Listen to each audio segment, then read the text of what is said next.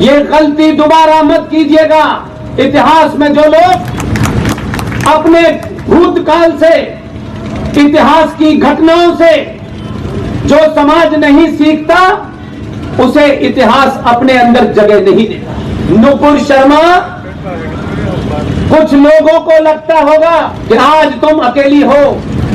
मैं भारत के तमाम उन गणमान्य नागरिकों और युवाओं से अपील करता हूं, आप सबके माध्यम से देश भर से अपील करता हूं, इस सभा से लेके, कल की सभा से लेके लगातार जितनी सभाएं करूंगा, इस मुद्दे को हर सभा में उठाऊंगा, ताकि एक ऐसे समय में एक पढ़ी लिखी महिला, सुप्रीम कोर्ट की वकील, उसके साथ 95 करोड़ सनातनियों को खड़ा होना है। उसकी हिम्मत को इतना बढ़ाना है कि कोई दोबारा आपकी आस्थाओं को ठेस पहुंचाए तो आप उन्हें ठंडा कर, आपका निजी नुकसान हो जाए, आपके समूह का हो जाए, लेकिन राष्ट्र का नुकसान नहीं होना। मैं आज भी मानता हूं, एक राष्ट्र के सामने पार्टी की औकात इतनी सी हो, किसी संगठन की औकात इतनी सी हो। कोई पार्टी, कोई संगठन राष्ट्र से बड़ा नहीं होता है।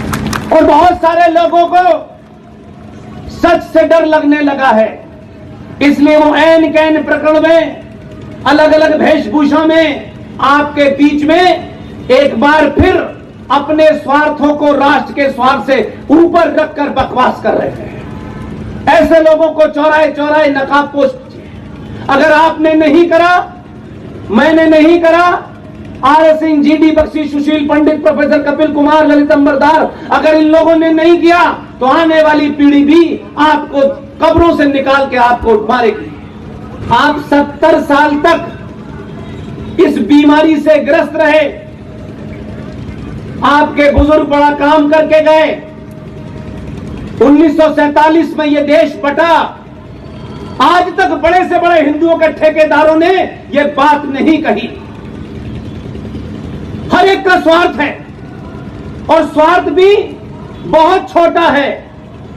कोई नहीं बोलना चाहता, किसी को पार्टी रोकती है, किसी को संगठन रोकता है, किसी का कैरियर खराब होने का डर रहता है। इसलिए आज भी ये बीमारी चल रही है। जो समाज 70 सालों से, 700 साल से जिन लोगों से जंग लड़ रहा था, जिस बीमारी से जूझ रहा था, आज भी भारत का सनातनी हिंदू, इसके बहुत से ठेकेदार सड़क सड़क, चौराहे चौराहे कहते हैं हमें भाईचारा बताना चाहिए, हमें भाईचारे को बढ़ावा देना चाहिए। 70 सालों से सनातनी हिंदू को नहीं पता था, लेकिन आज आपको पता हो गया है। इसलिए ये गलती दोबारा मत कीजिएगा। इतिहास में जो लोग अपने भूतकाल से, इतिहास की घटनाओं से जो समाज नहीं सीखता, उसे इतिहास अपने अंदर जगह नहीं देता। 70 सालों से ये सुनते सुनते आज ये दिन आ गया कि संचार क्रांति के माध्यम से गली गली, मोहल्ले मोहल्ले पता चल गया इस भाईचारे में भाई कौन है और चारा कौन है। ये पता चल गया है कि नहीं चल गया है, आप हाथ उठा के बताइए। आज के बाद पोरबंदर के तमाम सारे नागरिकों से मेरा निवेदन है, आपसे कौन खुश होगा, कौन नहीं खुश होगा, कौन नाराज होगा, आपका क्या नुकसान होगा, आप एक चीज का ध्यान रखें, आपका निजी नुकसान हो जाए, आपके समूह का हो जाए, लेकिन राष्ट्र का नुकसान नहीं होना चाहिए। इसलिए कई ऐसे पाखंड हमने किए हैं, क्योंकि मैं जब आ रहा था, यह खबर मुझे थोड़ी देर पहले पता चली कि मैं पिछले 2 दिन से लगातार अलग अलग शहर में घूम रहा था, तो मुझे यह खबर अभी, अब से कोई आधे घंटे पहले मेरे गुरु कर्नल हरि सिंह साहब ने दी।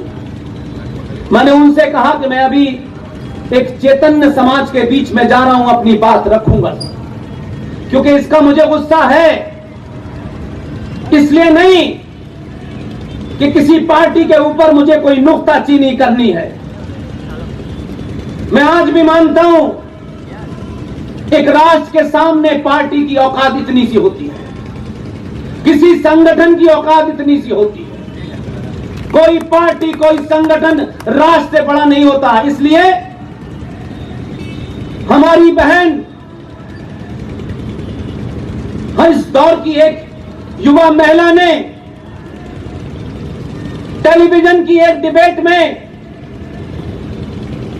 जब कुछ आताताई जिहादी टेलीविजन पे बैठ करके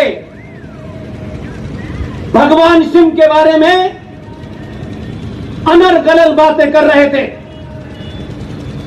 भगवान शिव के बारे में गंदी गंदी बातें उन्होंने टेलीविजन पे की। मैं उस बहन को इस मंच से आपके सामने बोलना इसलिए चाहता हूं, मैं उससे कभी मिला नहीं, मैंने उसको टेलीविजन पे बहुत बार देखा। जरूरी नहीं है कि किसी को आप जाने तभी उसकी तारीफ करें या उसका विरोध करें। उसने बहुत रोका जिहादियों को टेलीविजन पे, और सुप्रीम कोर्ट की वकील है, कोई गैर पढ़ी लिखी नहीं है। ऐसा नहीं है कि ऐसे ही आ गई वंदे मातरम कहते कहते। एक बेहतरीन कैरियर है उसका। जब लोगों ने काशी के अंदर इस्लामिक आक्रांता जिहादी औरंगजेब द्वारा काशी के देवता की जो मूर्ति निकली है, जो शिवलिंग लिखना है, जब उसके बारे में अनर्गल बातें की, कई बार उसने चेतावनी दी कि आप अपनी भाषा की मर्यादा में रहें। लेकिन कुछ लोगों को पैदाइशी सर्टिफिकेट मिल गया है कि हम आपकी भावनाओं को ठेस भी पहुंचाएंगे, आपके देश के दो टुकड़े भी कर देंगे, हम कश्मीर भी बना देंगे, हम बंगाल भी बना देंगे, और हम तलवार के जोर पर सबको डरा देंगे। 2022 का भारत किसी की तलवार से डरने वाला नहीं है। इसलिए नुपुर शर्मा, आप सबके बीच में उसका नाम पूरे आदर से लेना चाहता हूं। नुपुर शर्मा ने जब यह बात कही कि अगर अभी हम कार्टून बना देंगे तो आग लग जाएगी, और यह कमाल का समाज है, कहते हैं कि उनकी तस्वीर ही नहीं है, किसी ने उनकी तस्वीर नहीं देखी, लेकिन ताज्जुब है, कार्टून बनते ही कहते हैं ये तो वो है। तो अगर आप मेरी भावनाओं को ये सोच के रौंदते हैं कि हम सहिष्णु हैं, हम जवाब नहीं देंगे, तो याद रखिएगा गांधी जी जा चुके हैं और मोदी आ चुका है। ये वो देश नहीं है जो ये कहता था कि एक गाल पे कोई चांटा मारे तो दूसरा गाल आगे कर दो। गुजरात के तमाम 5 करोड़ गुजरातियों को मन से, हर मंच से इस बात के लिए धन्यवाद देता हूं। आप सब जानते हैं कि मेरा किसी पार्टी से, किसी विचारधारा से, संगठन से एक पाई का लेना देना नहीं है, और शायद यही बात है कि मैं अपनी बातों में किसी किस्म का नुक्ता ऊपर नीचे नहीं करता हूं, जो है सपाट अंदाज में कह देता हूं। इसलिए नुपुर शर्मा, कुछ लोगों को लगता होगा कि आज तुम अकेली हो। मैं भारत के तमाम उन गणमान्य नागरिकों और युवाओं से अपील करता हूं, आप सबके माध्यम से देश भर से अपील करता हूं, इस सभा से लेके, कल की सभा से लेके लगातार जितनी सभाएं करूंगा, इस मुद्दे को हर सभा में उठाऊंगा। ताकि एक ऐसे समय में एक पढ़ी लिखी महिला सुप्रीम कोर्ट की वकील, उसके साथ 95 करोड़ सनातनियों को खड़ा होना है। उसकी हिम्मत को इतना बढ़ाना है कि कोई दोबारा आपकी आस्थाओं को ठेस पहुंचाए तो आप उन्हें ठंडा कर दें। इसलिए आज इस अंदाज में बात नहीं होगी कि दूसरा गाल आगे कर दो। आप लोग महान लोग हैं, मीठा खाते हैं। मैंने सुना है आपके बारे में, आप सिर्फ बिजनेस करते हैं, फौज में नहीं जाते हैं। इस तरीके से भी बहुत लोग कभी कभी आप गुजरातियों का मजाक उड़ा देते हैं। अगर गुजराती मीठा खाना खाते हैं तो भी 1947 में जो भूल की थी उसका प्रायश्चित 2014 में कर लेते हैं। और जब लगता है कि एक अकेला कम पड़ गया है तो 2019 में दूसरे को भेजते हैं। इसलिए यह समाज गलती करके प्रायश्चित भी कर लेता है और फिर ऐसों को भेजता है। इसी गुजरात में मीठा खाना खाने वाले जब दो जाते हैं तो वो पूरा नरेटिव बदल देते हैं। वो कहते हैं जब कोई एक गाल पे चांटा मारे तो तुम एक साथ दोनों गाल पे मारना।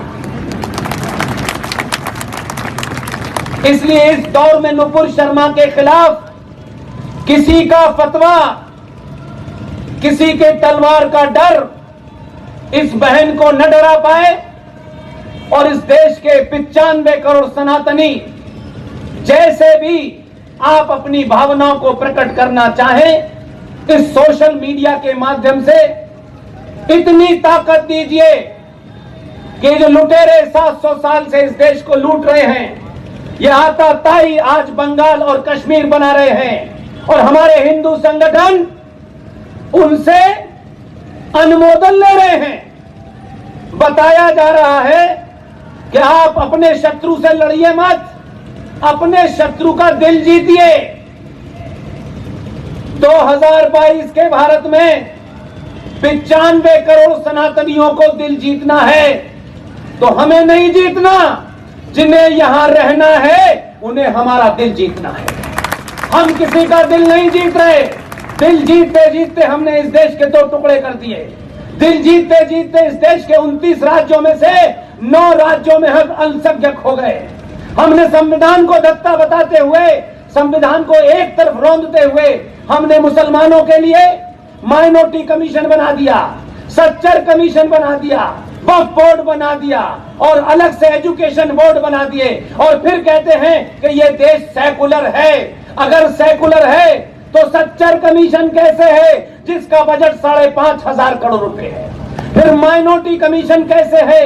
फिर मुस्लिम एजुकेशन बोर्ड कैसे है? अगर ये सब रखना चाहते हो, अगर ये सब की मांग करते हो तो ये तभी मुमकिन है जब भारत हिंदू राष्ट्र हो।